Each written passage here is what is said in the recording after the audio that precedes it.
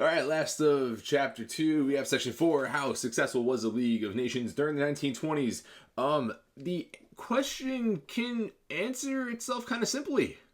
Meh. Some successes in certain aspects, failures in others, and there's a lot of reasons for both, so let's jump into it. League's goal is to prevent future war, prevent conflict, encourage cooperation, and the ways that they strive to do this are kind of simple, but there's plenty of them. For starters, they promote disarmament. Disarmament meaning reduction of military weapons or military armaments, less weapons, less fighting. Members who are part of the League of Nations, they agree to arbitrate their claims through the League, meaning the League takes the claims of both sides, investigates, and then issues a final ruling that they expect the parties to abide by. And obviously, they sought to develop collective security. Collective security just means the members of the League of Nations work together against any country whose actions are a threat to the peace. For example, a country that could be found in violation of the covenant of the League, covenant being the agreement to join the League, upholding its values, so a country being like a belligerent could get hit with economic sanctions, for example, like a punishment, right? Now, if economic sanctions fail, well, the last resort would be military actions. But again, collective security is the members of the League working together to make sure we're keeping the peace and no one is violating that peace. Here's the caveat, though. The League does not have its own military. It relied on the military of member nations to lend their own military to the League for the League to use. Most nations don't really want to do that. So any decision the League makes, well, it's kind of built on hopes and dreams that whoever the decision was aimed at just kind of accepts and follows it. Also, speaking of those decisions, any decision that the League made had to be unanimous. Every member had to agree. Everyone in the League's General Assembly, and we'll talk about what the General Assembly in different parts of the League are, everyone had to agree. So even one country voting against something could pretty much derail a whole resolution. Think about that. What country would vote against themselves to punish themselves? Well, they wouldn't. So this is gonna drag the League further down.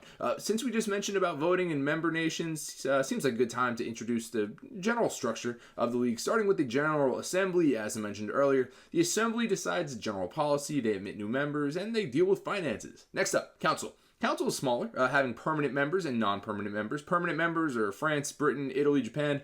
US would have been a permanent member if they joined, but remember they didn't. They went back to isolationism. Germany also does become a permanent member once they join after Locarno, and they wind up leaving with Japan. Japan also leaves in 1933. Non-permanent members rotate every couple of years with the goal of having different perspectives. Number of non-permanent members varied between the 1920s and 1930s. The Council's job was to settle disputes, and again, their resolutions had to be unanimous. The League also had the Secretariat. The Secretariat just carried out day-to-day operations of the League, setting up plans and agendas and making sure everything runs smoothly. Big name here, the Permanent Court of International Justice, and this is like a world court type deal, meant to deal with legal disputes between states. There are also plenty of individual commissions and committees and agencies that were set up to handle specific issues. The International Labor Organization, also known as the ILO, they strive to improve working conditions around the world. They help implement minimum wages and maximum working hours and working conditions, etc. International Commission for Refugees, they help settle refugees that need to be resettled, like prisoners of war or like those who just get out of war, those whose native areas were destroyed, they can't go back, they're going to help millions. The Health Organization is going to help investigate causes and the prevention of epidemics. They're also going to develop vaccines. The Mandates Commission is going to be established to supervise territories that were taken from the losers of World War I, territories that were turned into mandates. Remember, mandates are territories that are put under the care of more established governments. They make sure that territories are treated fairly and try to make sure that territories are prepared for their eventual, hopeful, independence. The League also provides financial assistance to countries like Austria and Hungary who are struggling after being split after World War I. The League arranged loans for them to help out when they were almost bankrupt so they could help keep them afloat.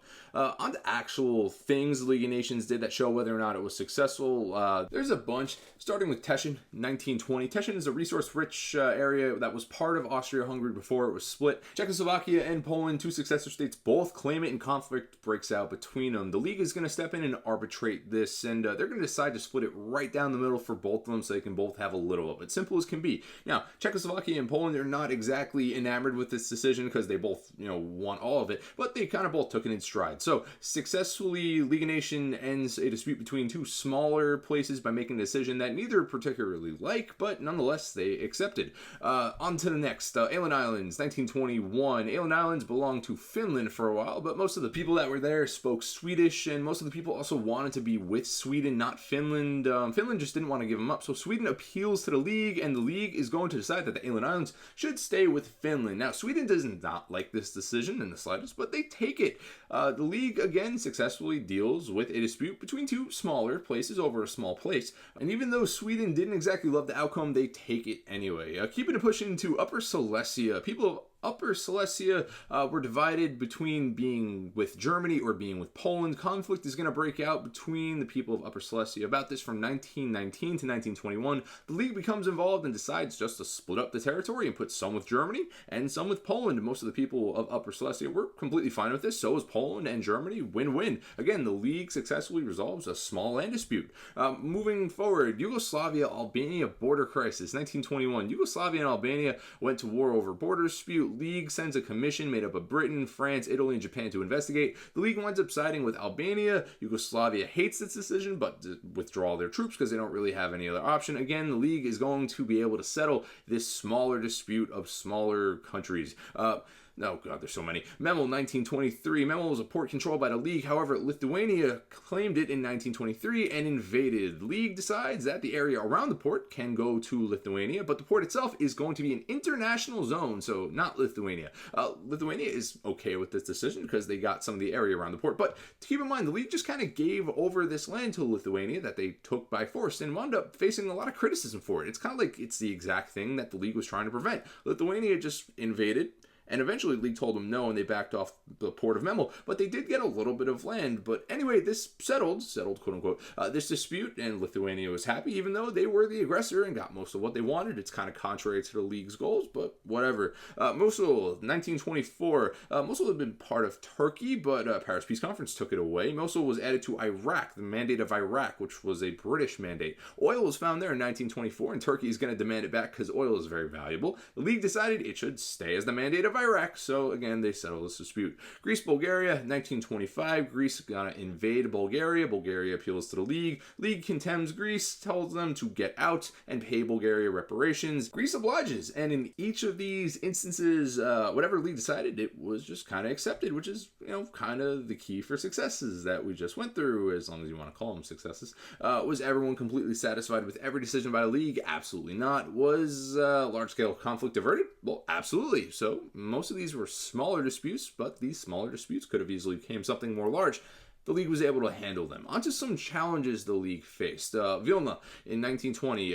Poland and Lithuania. Poland invaded Lithuanian city of Vilna. Poland laid claim to it. League told Poland to get out, and the Polish government originally agreed, but wound up not doing that. Instead, they actually sent more troops and annexed part of Lithuania. This is the first real big challenge to the League, and this act of defiance came from Poland, again, against Lithuania. These are two successor states. The successor states are going to constantly have border disputes that the League is going to attempt to deal with.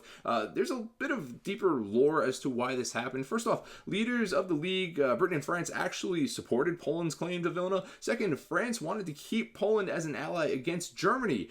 Since both Britain and France wanted to make nice with Poland, no action is going to be taken against Poland. This shows a big weakness of the League, specifically when leading nations put their own interests above the League's own goals. Poland did the exact same the League strives to prevent. League didn't take any real action to stop it because condemnation would seem like Britain and France were against Poland and they wanted to keep Poland as an ally, so they didn't. Treaty of Riga, 1921. Poland is also going to invade Russian territory in 1920. Poland actually kind of beats Russia and took around 30,000 miles of territory, forcing Russia to sign the Treaty of Riga. This event is known as the Polish-Soviet War. It actually occurs from 1919 to 1921. Obviously, this is a big violation of the League of Nations, but the League doesn't do anything because Britain and France are still out making nice with Poland. They want Poland as an ally against not only Germany, but also communism, Russian communism. They still don't like communism. They're still afraid of it. Russia's also not a member of the League. So Britain and France, they don't want to defend Russia. They would rather defend Poland. Poland is their ally, so no action is taken here. Ruhr crisis, 1923. Germany was paying reparations to France and Belgium, only to stop paying because they couldn't afford it. In response, France and Belgium wind up taking the Ruhr as repayment. The Ruhr was a very industrial, resource-rich area of Germany that was demilitarized as part of the Treaty of Versailles. Versailles. France and Belgium, they obviously are doing the thing that the League strives to prevent. They are invading. This is literally like a declaration of war. France, though, is a big nation. They are one of the leading members of the League. Belgium's also in the League. Since, any decision the League made had to be unanimous, the League doesn't do anything against France or Belgium. Since they would never vote to punish themselves, League doesn't even really resolve this matter. The Ruhr crisis isn't resolved until the Dawes Plan is put forward from the US, which is not even a member. So the League is not going to be resolving this one. Corfu incident, 1923. Italy blames Greece for the death of a couple of Italians while the League is investigating an issue going on elsewhere. So Italy, in response, invades the Greek island of Corfu. Greece appeals to the League of Nations, who decreed that Italy needs to get out. Mussolini did not like this, and he refused to accept this decision, so he appeals elsewhere. He appeals to the Council of Ambassadors. The Council of Ambassadors is an agency created in 1920 to administer the terms of the Paris Peace Settlements. Members include France, Britain, Italy, and Japan, and also kind of the US, but the US didn't really have any voting power. They were just kind of like there to oversee what was going on. The Council votes that Greece should compensate Italy. This is a huge undermining of the League of Nations, even that its own big member would refuse to accept the decision that the League made and then go somewhere else for a decision that is much more beneficial to them. This is a huge undermining of the League. This shows that the League, it can potentially be weak. Members, well, sometimes they would go against the League's own interests to further, their own interests. The League is only as effective as its members want it to be, as much as they're willing to take part. And the League is also kind of dependent on its most powerful members and how they felt about whatever was going on. Some disputes,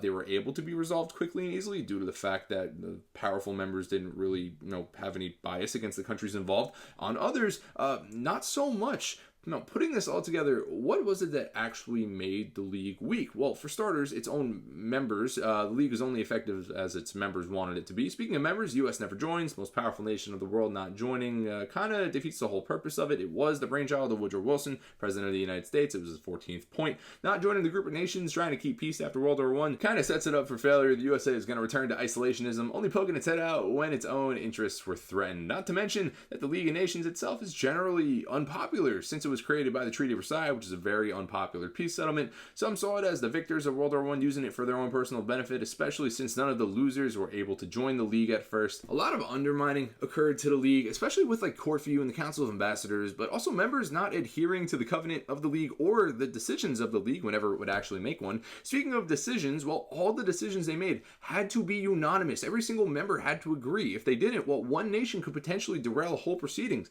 If something was trying to be figured out and one nation doesn't like it, until that one nation is happy, it's not being agreed upon. And if a nation is being especially egregious, like not following the League's decisions or upholding the covenant, or just being a belligerent in general, the League didn't have a standing army to deal with them. Members were expected to lend their own troops to the League for the League to use, which countries didn't want to do. Between all of this is going to lead to the League seeing successes in some aspects, but failures in others. And that's it. That's all I really got for you. So back to the question, how successful was the League of Nations during the 1920s? Well, there were some instances of successes, to some degree at least, of the League resolving disputes. There were also some instances of challenges or failures to some degree of the League of Nations resolving disputes. Is there a link between the successes and failures? Yeah, kind of. Well, successes, quote-unquote successes, include Teschen in 1920, Åland Islands 1921, Upper Silesia, Yugoslavia and Albania border crisis, Memel, Mosul. What do all these have in common? Well, most of these are small-scale disputes, either small areas that are being disputed or smaller countries that are disputing with each other. And also, most of the countries that are disputing are going to be successor states, as compared to the challenges that they face, like the Ruhr crisis in 1923, for example, or also the Corfu incident. The challenges involve more powerful nations that are in the League, and since they're in the League, they're putting their own interest in front of the League's goals, and the League can't accomplish anything. The need for unanimity pretty much stops any chance that the League has at resolving any disputes that involved its own members or more powerful members, at least. The lack of an army to enforce their decisions, being undermined from other places, the USA not joining, all these are going to prevent the League from accomplishing its goals. The League agencies and commissions also did achieve some success too, but that's it. Successes and failures at a League of Nations. Successes were usually smaller scale. Challenges were usually larger scale. Next up, Chapter 3, from the ashes of the Paris Peace Settlement and the dissatisfactions with the treaties that came from it, comes the rise of extremism.